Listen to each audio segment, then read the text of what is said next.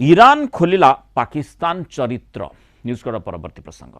पाकिस्तान मने मने खुशी मध्यस्थी होनी किंतु मध्यस्थी पाई पाकिस्तान योग्य ही नुहे एक कथाटी ईरान कही। शेहबाज सरकार को ईरान मंत्री समालोचना करिसेंती। ईरान अमेरिका आलोचना रे पाकिस्तान मध्यस्थी रोल उपर संदेह प्रकाश करिसेंती ईरान रो सांसद इब्राहिम रेजाई।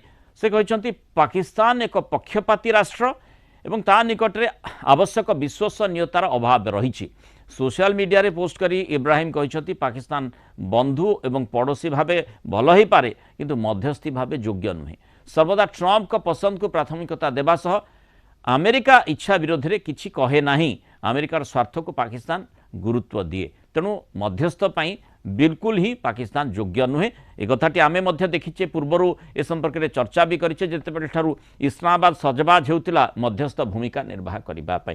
मैं आलोचना करबा संपर्क में आम सहित अंतर्जातीय व्यापार विशेषज्ञ डॉक्टर निहार रंजन दास जोड़ीछन। डॉक्टर दास स्वागत करबा आलोचना को। जो भली भाबरे पाकिस्तान उपरे संदेह ईरान प्रकाश करुछि उभय पक्षों भितर आलोचना रे मध्यस्थी उपरे जदि गोटे पक्ष संदेह करुछि ताले की प्रकार शांति आलोचना और जदि